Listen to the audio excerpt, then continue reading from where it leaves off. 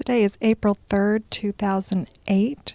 My name is Judy Showalter, and I'm here with John Vaughn from the class of 1966 for the Living Legacies Oral History Project for Randolph-Macon College.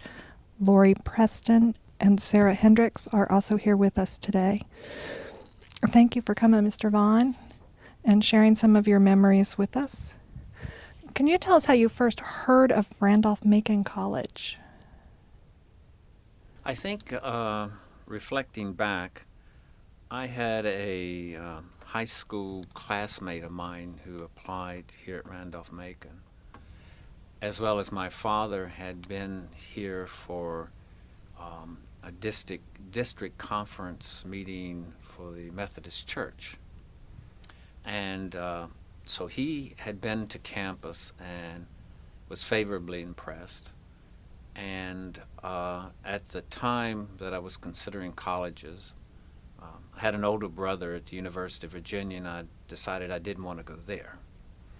So discussing with my guidance counselors at the high school, I thought Randolph-Macon would be a good choice, given that it was far enough away from home, not too far, but far enough, and that it was a small town atmosphere, and I grew up in a small town, and that the college was well respected, college, great reputation.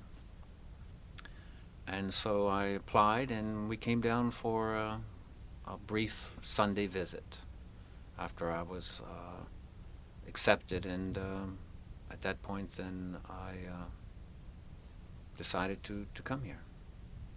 Can you tell us what your impressions of the school were on that first brief visit? Does anything stand out?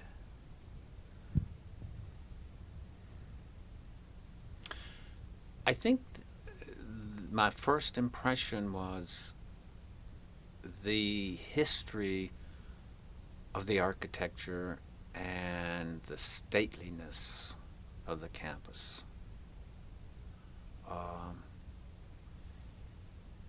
And its ties to the railroad. And I say that because I grew up in the small town that I grew up in. The railroad passed right through the center of the little town. And so it really felt like home because it was a very predominant common element to Ashland, Randolph-Macon, and to the town that I grew up in, and that was the railroad. And the sound of the train and the movement of the train and what the train meant in terms of travel and just trains. So my overall impression was, again, I don't know, stateliness is maybe not the right word, but the comfortness of the campus and the ability to sit under a tree and to wander around and to have a sense of a smallness, but at the same time a largeness. The train represented a huge largeness in its opportunity to travel and to move beyond. How did you afford a Randolph-Macon education? Did you have a scholarship? Well, I'm one of 6 children, and 5 of us were in college at the same time, and this is 1960s. As I mentioned, my older brother was at the University of Virginia, and my younger sister was planning to go to Radford. And so for myself and my family, the college education expense was a major factor, or a factor in our family situation.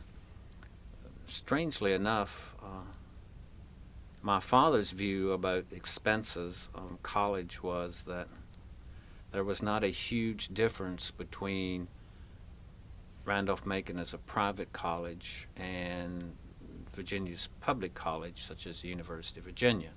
At that time, I realize things have changed, but at that time, in the mid-60s, his view was that they were more on par than perhaps what they are today. So how we financed my college education was that I worked during the summertime when I was in high school and saved money. And my mother operated a very small grocery store, a rural grocery store in our town. And we worked there after school and on summer. After high school, I worked to earn more money, different job opportunities, and saved that, as well as when I graduated from James River High School, I was awarded a local scholarship of $200. And at that time, Randolph-Macon's tuition, I believe, was slightly less tuition and board and meals, everything in total bill, more or less, than as I recall, was slightly more than $3,000 a year.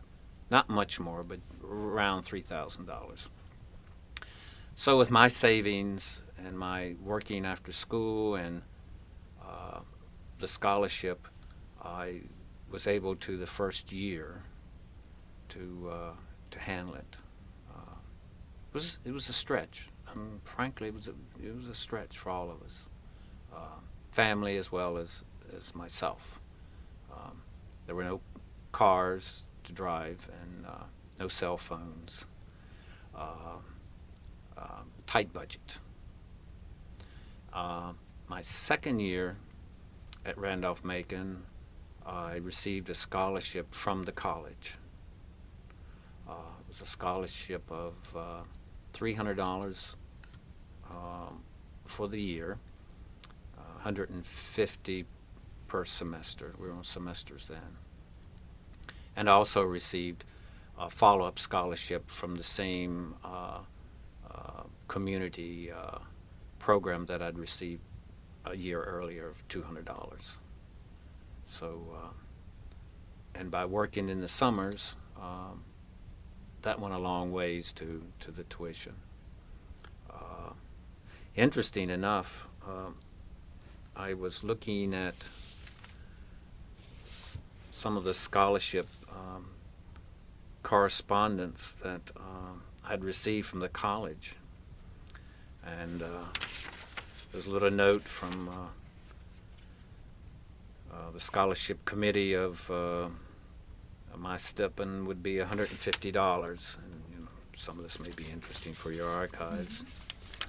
And another note that I'd gotten from the business in the community that awarded the scholarships at James River High School. And also interesting enough, my father worked in Roanoke at a business that had a board of directors, and Mr. Arminstead, who was on the board of trustees at Randolph-Macon at the time, and he was the president of the Roanoke Times at that time, had written a letter of recommendation to Dr. Moreland recommending me for a scholarship.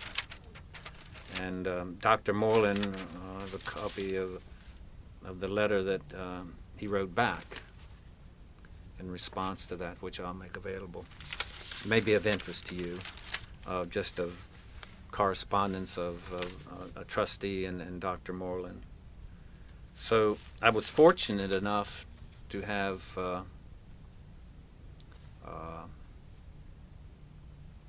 been the recipient of scholarships and recommendations by very kind people, and that were very giving, not only of their resources, but very giving of their time and interest in my success. And so in that regard, I was the benefit of scholarships and recommendations and generosity of people and businesses.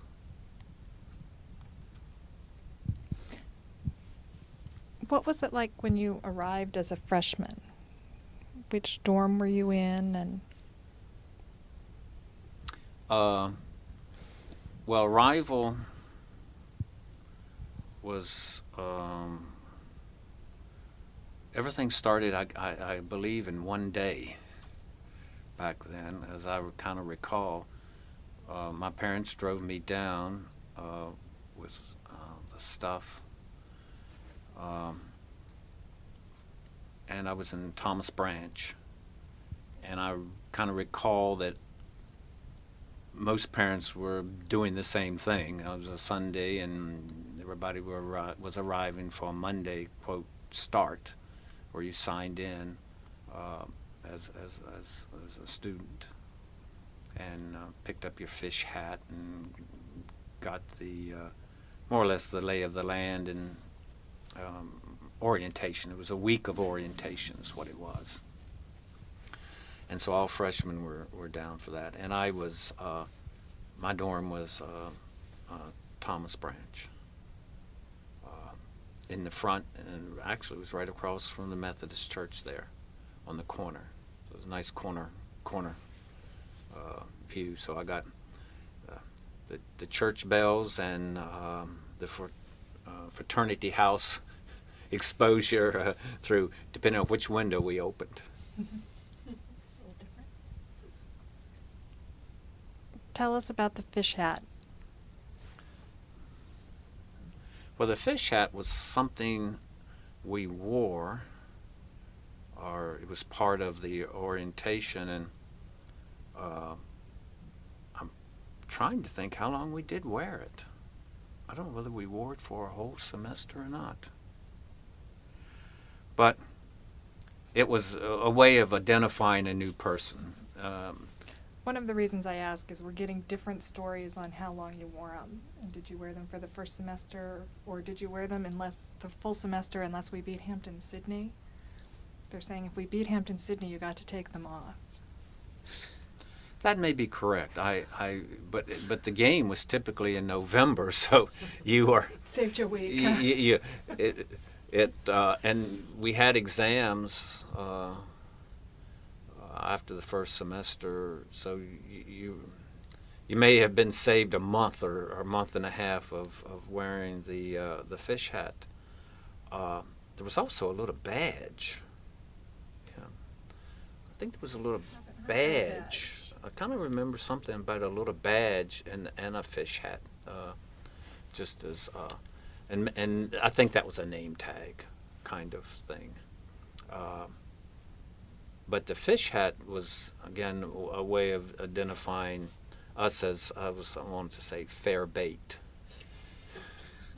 The new people, the newies on campus were fair bait for the older class members to occasionally harass, and in a friendly way.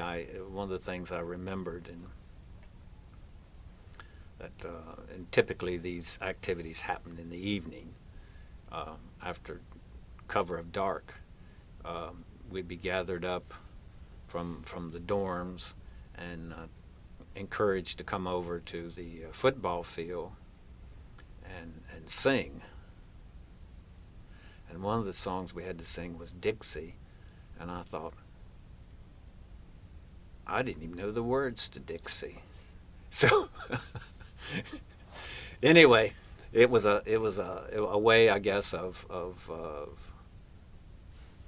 trying to get a group of new people cemented it and focused on their their common hatred of, or not hatred, but their common anxiety, and make a cohesiveness of a group. I don't think anything untoward really happened out of it. It was more of an inconvenience than anything else, as I recall. Tell us about your relationships on campus. Who was your roommate? My first roommate was a fellow from Northern Virginia. His name was John Eby. He also was a chem major. We were both chem majors. And he went on to be to MCV, School of Pharmacology, I think. Became a pharmacist. So he departed Randolph-Macon after his second year, I think, and went on then to MCV, as I recall.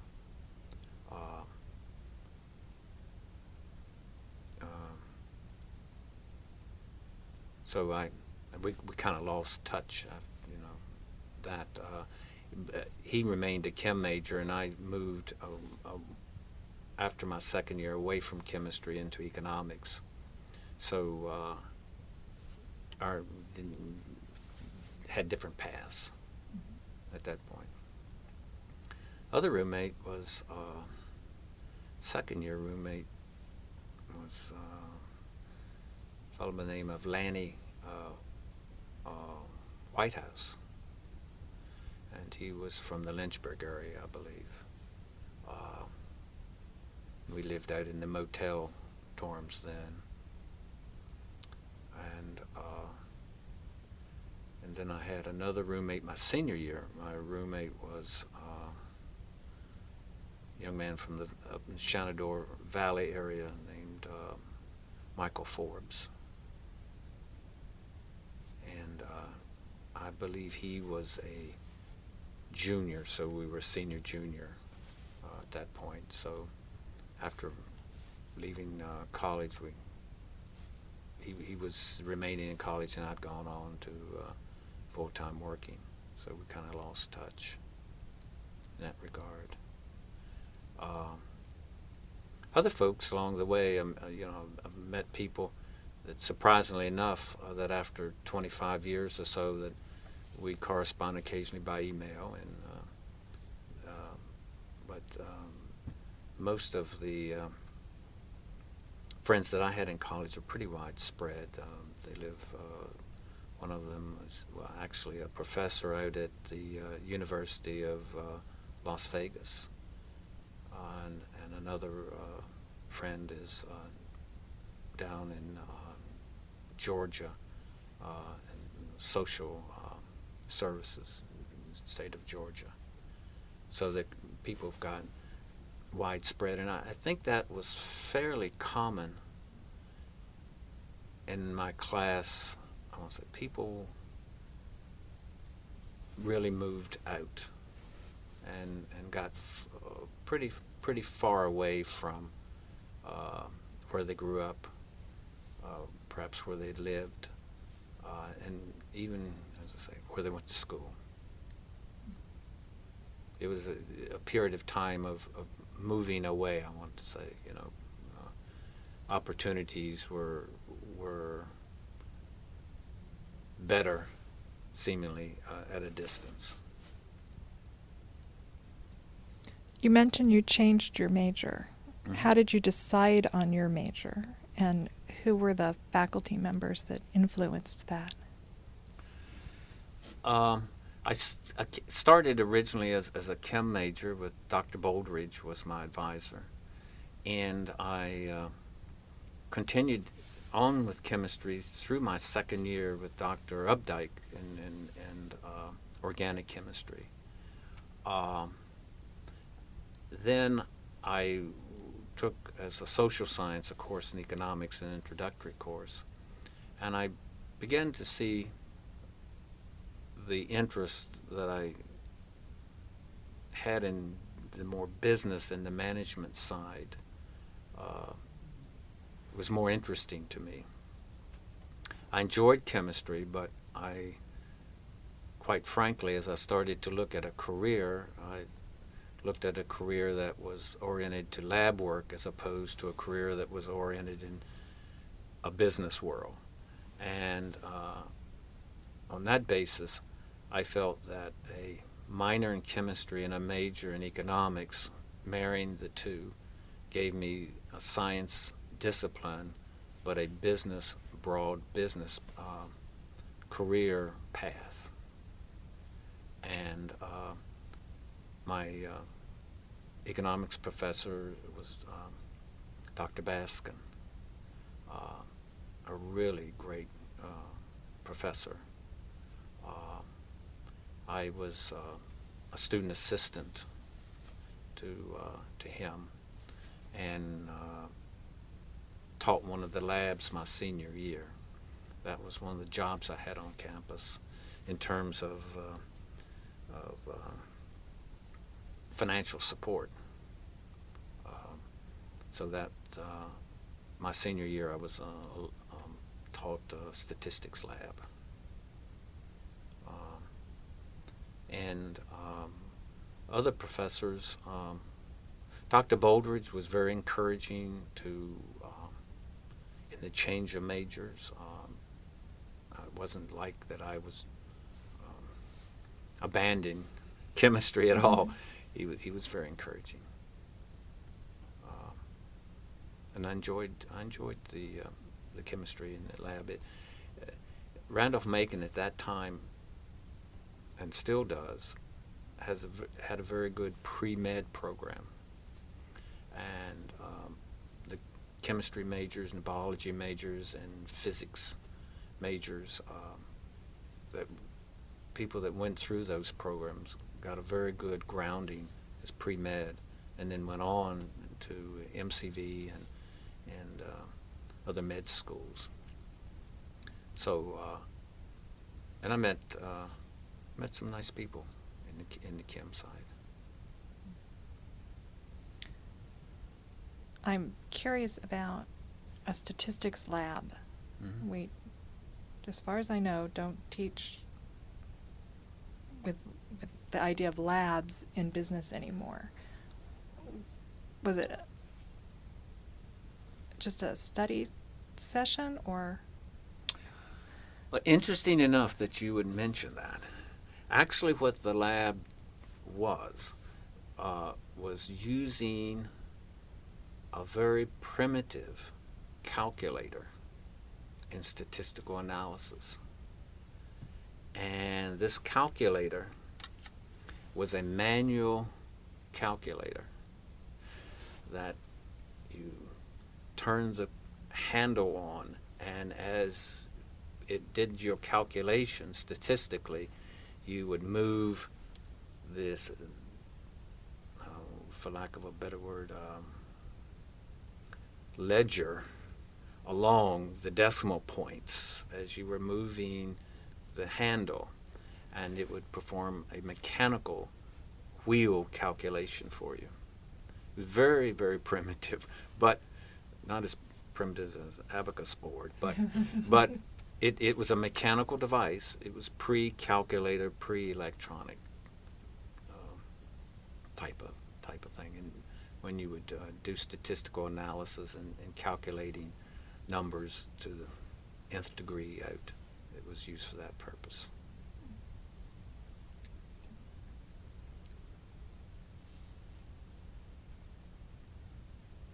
What about non-academic activities? Did you participate in any extracurricular activities? Yeah, we on campus there was a group of social association called Independence at that point, and it was a club. It wasn't a fraternity, but it functioned that way. Not without a house, but it had social functions on the weekends, and we would have social parties. That's what they were, parties. And we'd have bands, and a band would come in, and you and your date. I mean, my date would come, and we'd have parties at typically at not having a house. I remember some of them were actually in the the old cafeteria. We would have a room. We could rent a room, and the band would set up in there, and we'd use that. And weekend dates would come down, and my date would stay at a house in town. People would, for I don't know, $5 or $10 a night, they would have a room that your date could stay in, and there was no co-ed dorms then for any purpose, and so your date had to be off campus and go up Mary Washington and get them in the car and drive down, or Mary Baldwin. So it was too much to drive back and forth. So basically, they'd spend the weekend, especially the football game, and stay over Saturday night and go back on Sunday. And the Independence was a group that allowed that party function and socialization without actually being a member of a fraternity. And of course, there were no sororities on campus. There were the only, as I recall, the only female students were day students. Yeah. I had some day students in class, but there were no resident. It was purely all men's college at that time. You mentioned before we started the dress code. Yeah. And how that changed. Can you tell us a little bit about that? Well, when I started here in 1962, the dress code was coat and tie, as I recall, in all classes. Over the next 4 years, that gradually changed to be relaxed, and I think the first sign of the change was it was at the professor's option, and some professors, dropped the requirement of the coat and tie. Some would say, well, I'd like for you to have a tie on but no coat. And later on, I guess maybe in my second year, or certainly by the third year, if it were any required a coat and tie, then you could have on shorts or you could have on sandals, but from the waist up, you had the coat and tie on. The only, and it may be a function of the type of class you were in. I think English classes tended to be more coat and tie affairs, English lit and those. The sciences, especially labs, I'm sure the dress code relaxed with over time with that too, because of just being in a lab with a coat and tie on. But certainly for that first year, it was everything pretty much on campus was a coat and tie affair,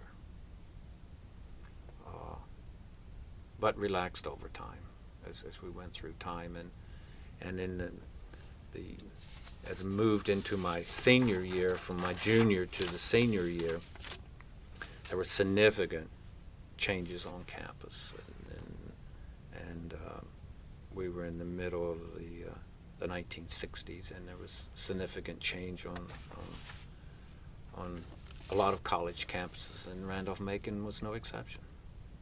And that was the next thing I was going to ask is, what was it like being on campus during the well, I don't know what word to use, 60s? Social unrest. Well, social unrest, or occasionally I've heard it termed the turbulent 60s. Interesting enough, I have a perspective of that, which I'll share. And I'll also share briefly a comment that Dr. Oliver, George Oliver, mentioned when I was chatting with him at a social occasion here on campus last year. First, my impression, the 60s, especially as we 64, late 64, 65, 66, in that year and a half, I guess, we as a student body wanted what we perceived as more flexibility, and we termed it more freedoms to do things on campus, and to some of the restrictions be relaxed. The coat and tie, the dress code may have been one of those things. Compulsory attendance to chapel may have been another. And kind of each person kind of had their own view of what, quote, their sense of freedom and their sense of relaxing of rules and the communication, the openness of communication with the administration or of the college administration could be improved. I was just looking at an old yellow jacket, and for some reason this is the only one that I've kept, and it was dated in May of '65, and the headline is "Protesters March on Lawson, Campus Fever Pitches Climb." So, and there was a little article about the Ashland police were not pleased with the students blocking the streets. We quote, organized our sense of protest by sitting in some of the streets on a warm May evening. Well, we didn't sit in the streets very long because the local Ashland police, and as well as campus police and other administration, encouraged us to get out of the public street and to talk on the sidewalks, and so that didn't last too long. And it was at the end of the year too, so there was a summer coming up, and I think everybody was glad for a little breathing room. I saw it as a time of change. The American society was in change, and the college was changing, socially changing, and that was being brought to bear, and out of it is the college we have today.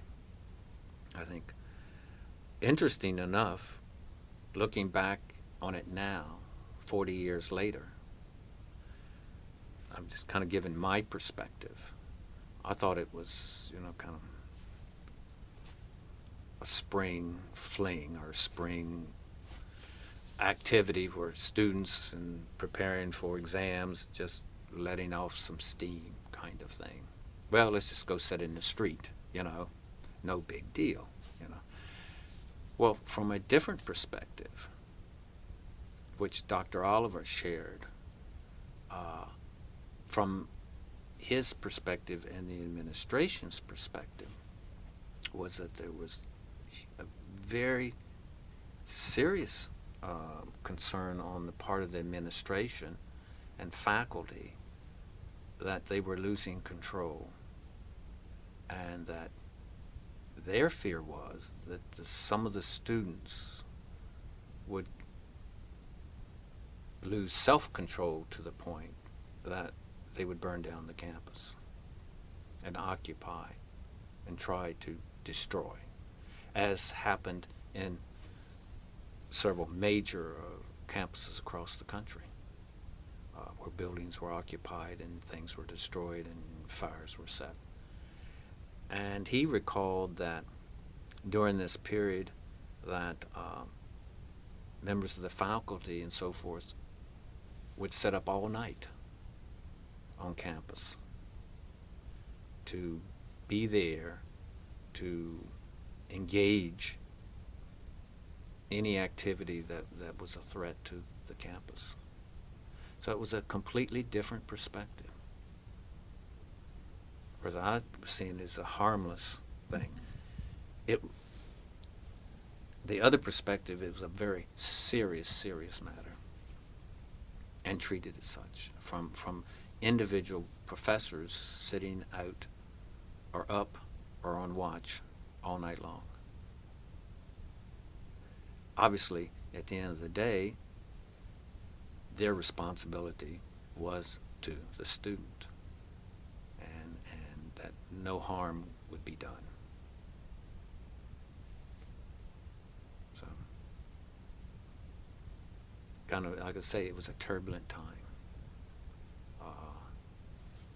Different perspectives, different people had different I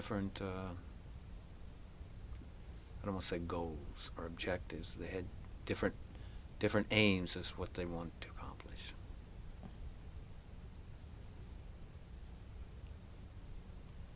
And were those aims accomplished, do you think? Was the dress code changed? I think the fact that the college has grown and is more successful is demonstration that the dialogue, and I think it was a communication dialogue at the end of the day, that was wanting to be opened, and a better understanding on the part of the student and the part of the administration, each other's perspective and position and motives and so forth. Communication was opened and improved, was accomplished. And I think at the end of the day, that was the root of the problem. And the way to solve the problem was better communication. And who was the administration? Who were At that time, everything has a focus, and so at that time, unfortunately, it was focused towards the dean of the school. Who was? Doug Lawson. And Dr. Moreland obviously was the president then.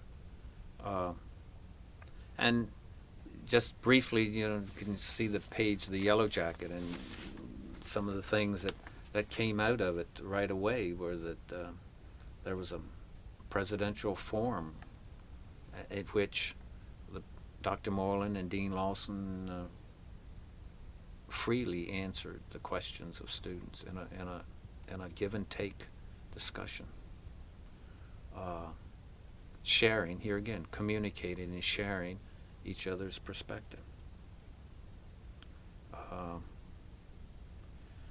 So I think when we came back in the fall in '66, this was behind us, and it moved on. Not that society as such outside of the college, because again, '66 was turbulent years too in a lot of campuses around the country. But I don't recall that level of spiritual activism in terms of sitting in the streets and those things. That was over, and the communication had started.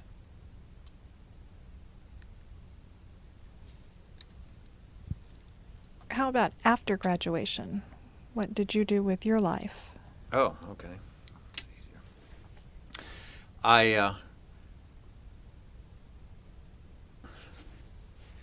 I took a job. Well, let me back up a little bit. Dr. Baskin had a class that was focused on the Federal Reserve System, its founding and so forth. And it was called an overview of the Federal Reserve System.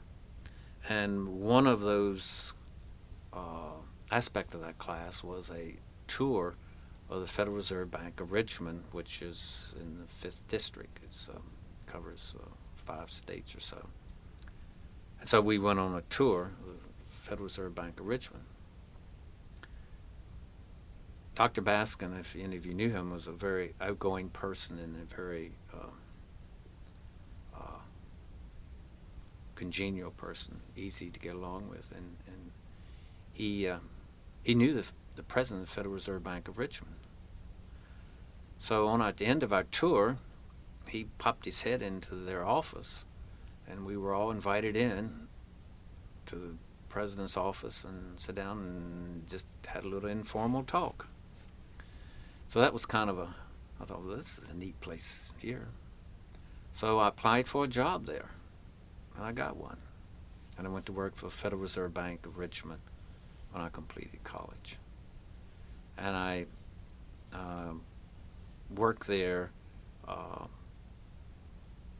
was a brief 2 years out to be in the Army, returning there, and I worked there to 1978 in various capacities. 1978, I joined Philip Morris in New York City, and I moved to New York City and lived there and worked with Philip Morris in New York for about 6 years. And then I returned to Richmond and a part of their international group, and was involved in international projects for the next 20 years, and had having a lucky spot of working in a wonderful company and great opportunity to travel and live in various parts of the world, in basically overseeing and planning and designing construction facilities, manufacturing facilities, office buildings, and things like that. So my background, even though it's been in economics, it started out in economics, but ended up in being project management, the management of projects. How did you stay in touch with Randolph-Macon over the years? Primarily through the president's, not association, wrong word. Society, yeah. President's Society, yeah. And I contributed to that and kept up that way. And some friends' children also attended Randolph-Macon, and so I would occasionally come to college and visit with them, and so kept some connection that way. But it was somewhat of a distant relationship. I wasn't present in the country a lot of the times, and so I didn't have a chance to really participate on an ongoing basis. You have set up a scholarship here at Randolph-Macon. Mm-hmm. Can you tell us what inspired you to do that and who it is for? The scholarship is a memorial scholarship named after my parents, James and Mary Vaughn. And I wanted to establish something here at the college that would honor them as well as be a memorial to them. I think that they sacrificed a significant, huge sacrifice on their part, not only for myself but for my brothers and sisters too. And I wanted to honor that and memorialize that. And I wanted to, at the same time, to direct that scholarship activity focus back to the community in which they grew up and lived in, as well as my brothers and sisters and I did. And so it's directed to seniors at James River High School in Botetourt County are the prime recipients. It's been the program started, and we have 2 young men here now. Both will be rising juniors next year. And so the purpose of my scholarship was to honor my parents, and at the same time recognize that I received help along the way from a lot of people, and in paying back some rent in terms of giving back to the community, deserving individuals, but also trying to build that relationship with Randolph-Macon so that opportunities exist for low-income individuals who have the ability and the desire to attend a small college such as Randolph-Macon. And trying to, again, build a relationship, a bridge between a rural community, rural environment community, and the college. Those are all my questions. Is Oh, there okay. anything that I skipped that you would like to share with us? Any thoughts about the school?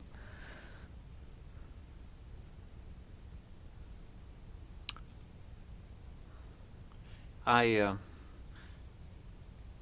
participated and sat in on the expansion, some of the long-range expansion, strategic development plans for the college, and I think they're very exciting. My background, and I guess my not only my background, but somewhat my experiences in life have taught me that flexibility in things is not only oneself, but in the design of and planning of growth is important, and I see that in the plan, that there's flexibility in the arrangement and expansion of the college, and I think by allowing flexibility, we can best accommodate the unknowns of the future, and I think that's one of the secrets of Randolph-Macon and its success is being able to accommodate an ever-changing future. It will always be different, and we can plan for change, but in the end, we have to be flexible for the unknown. And I think the college has done a good job of that.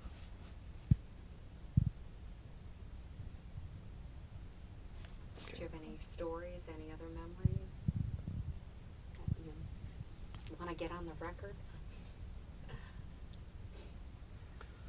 No, other than attending Randolph-Macon was a life-changing experience for me. And it offered me the advantage of, in a somewhat, at my pace, the movement from a rural society to a world society. And it offered me the opportunity to do that at my pace.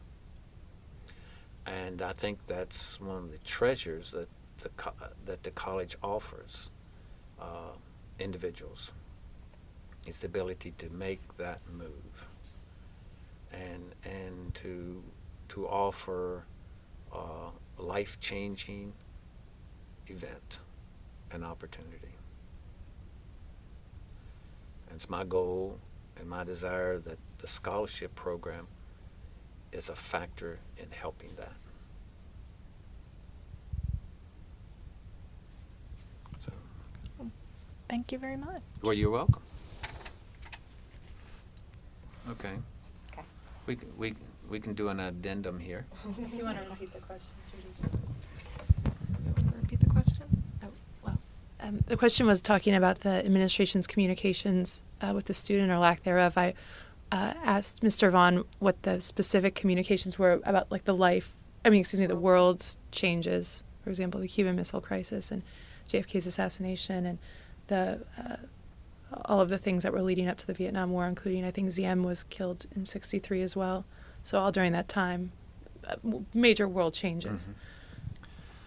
As I recall, the Cuban Missile Crisis, when that was announced, or during that time, our form of getting information was the newspaper, radio news, and I think there was a TV in the lounge. No individual TVs in rooms. There was a TV in a central lounge. And so the news media as such was communicated through your own little individual radio, or you watched the TV, or you read the newspaper.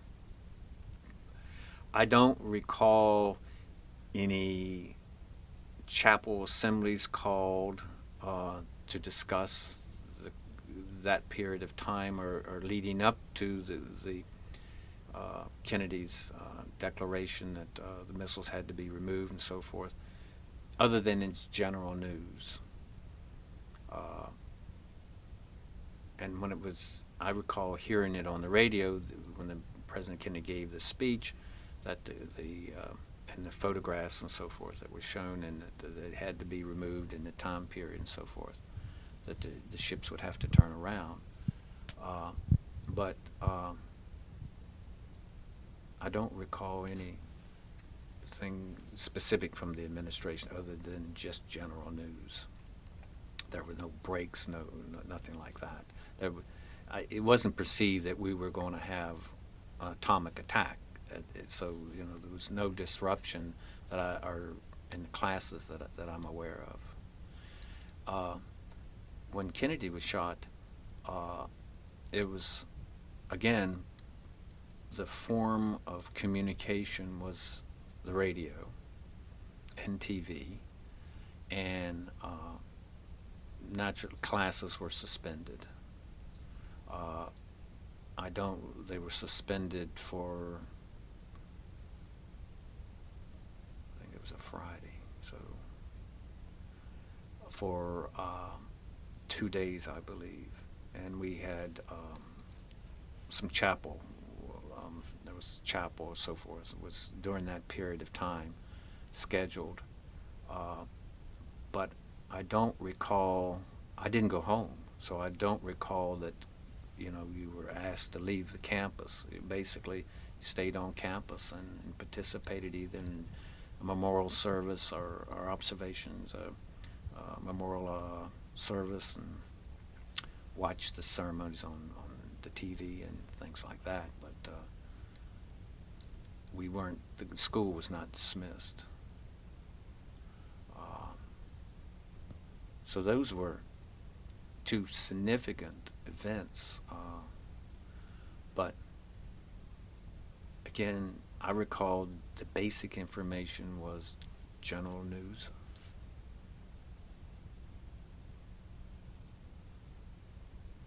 Yeah. Thank you. Mm-hmm. We were remembering about calculators and computers and how things have changed since I was here in Randolph-Macon in the mid-'60s. I remember that the first computer the college had was an IBM computer, and you could take a class and use the computer. The computer was in the basement of Mary Branch, and all entry was by punch cards. And you would have to write your program, your software program, and outline it, and then convert all of that into machine language, was the software, and then you had to then convert that into punches on a punch card, and then you could then load the punch cards into the computer, and that's how calculations were performed. but I believe that was Groves, Dr. Groves or Graves. I'll have to look that up.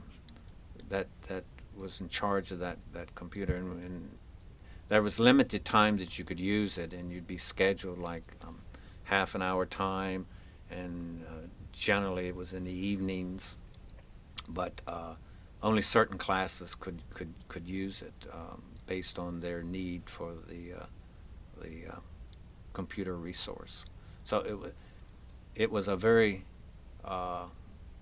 valuable resource as a teaching tool, but it was a very limited resource in that it was not available to widespread use. It had to be use specific and directed to either your class or a program you were doing for accounting or function like that.